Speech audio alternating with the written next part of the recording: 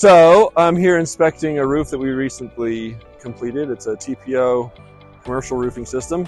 So I've got my nifty little probe here, sharp little weapon, and the first thing I do, I get up on the roof, I kind of take a quick survey around, make sure nothing looks out of place. So what I'm looking for on the seams here is any kind of spot where my probe would kind of sink into the seam, which would say that we didn't weld it properly.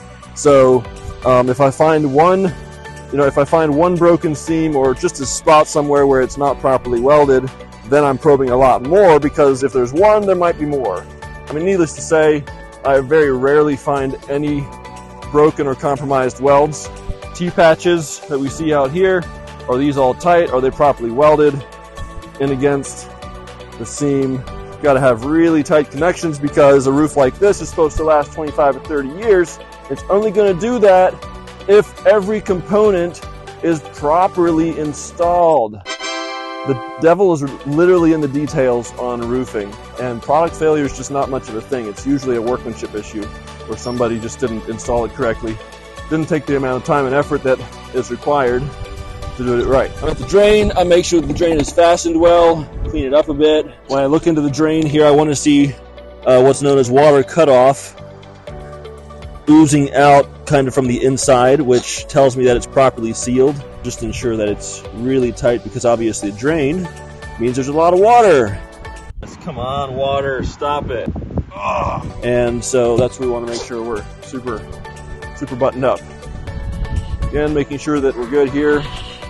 I'll check my pipe boots, make sure we're sealed around the edge, make sure that the collar here is tight, correctly seated, and that it has water cut off underneath, and then a final white seal on top for a double coverage on this spot. So we're perfect. Also along the edge, on the edge taping, I'm looking to make sure that it was properly rolled and seated onto the edge metal. No lips or gaps or funny things like that could, pull up or get loose over time. And that all looks perfect. And then I have my penetration pockets, or also known as pitch pockets. Wanting to make sure that they're tightly sealed. You build this metal perimeter and then fill it with this sealant, and it seals to whatever's in there and makes it watertight. So I just want to push it and make sure that it's setting up properly, which it is, and that it's full so water's not setting down inside there. So that looks perfect. Again, seams are just really important. Perfect. Checking my corners, make sure all of my T's have T-joints on them. All the flashing is tight on the verticals like this. Here I like to see this. You see right here how it's pushed in a little bit. These spots are vulnerable where you have a seam and then something overlapping the seam, because if this isn't tight, water can funnel back along that seam and get in the building.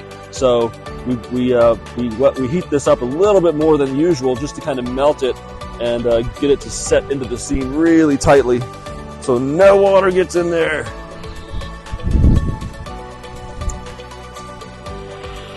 All right. All good.